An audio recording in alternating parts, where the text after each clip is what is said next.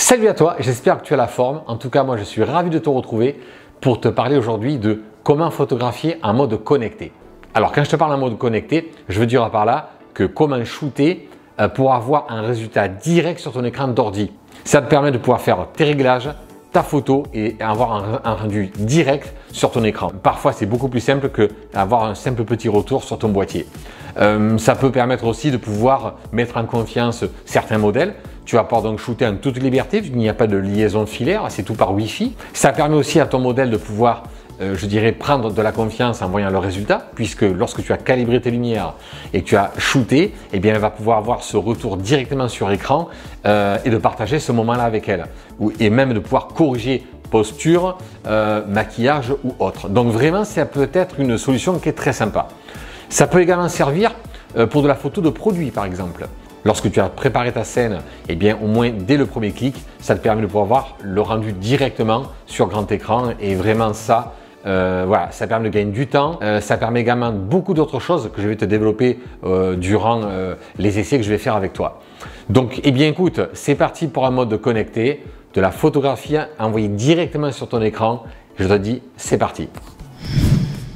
Alors, ce que tu dois savoir en priorité, c'est que pour pouvoir shooter en connecté, il faudra que tu télécharges dans le logiciel EOS Utility 3, donc de chez Canon. Et c'est grâce à ce EOS Utility 3 que tu vas pouvoir, je dirais, shooter en mode connecté. Alors, on se retrouve sur le Canon R5. Donc, pour ma part, si vous avez un Canon R6 ou un autre boîtier, vous retrouverez ce type de menu-là. De toute façon, ils sont communs. Donc, dans un premier temps, on va dans la partie donc, connexion. Et dans cette partie connexion, on va donc cliquer sur paramètres Wi-Fi.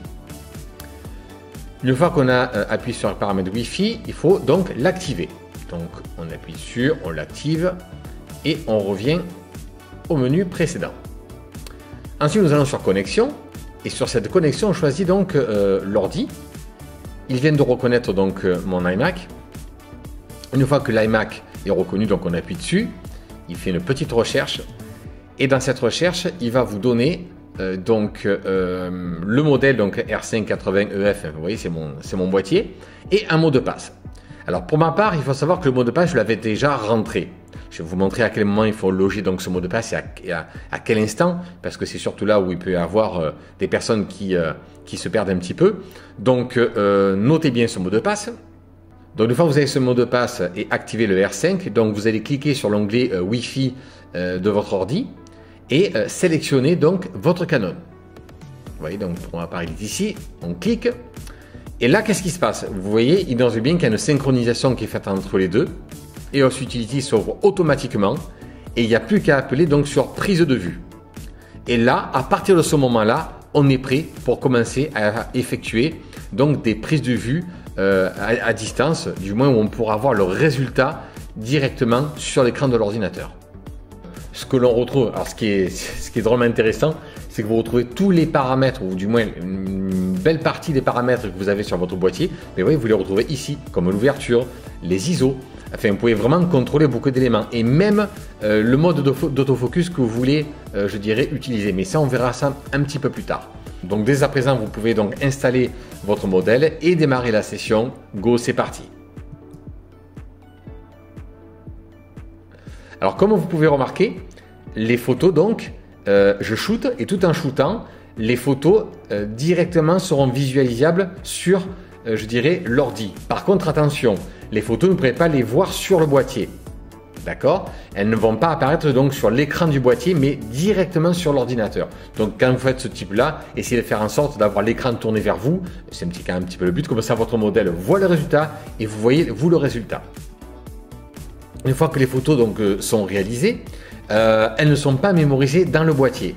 Donc, automatiquement, je dirais un dossier secret sur votre bureau. Vous voyez ici. Vous cliquez sur ce dossier et effectivement, vous allez vous retrouver avec toutes les photos que vous avez donc réalisées sur la séance. Alors, c'est vrai que ne serait-ce que pour le traitement, moi, elles sont directement sur le bureau. Vous les prenez, vous les traitez dans Photoshop ou Lightroom ou autre logiciel si vous avez un autre logiciel, pas de souci. Et effectivement, ça permet d'avoir, je fais mes photos, mon modèle les a vues et moi, je les ai directement sur mon bureau. Franchement, c'est super canon. Ensuite, une fonction qui est pas mal aussi, c'est directement visé par l'écran.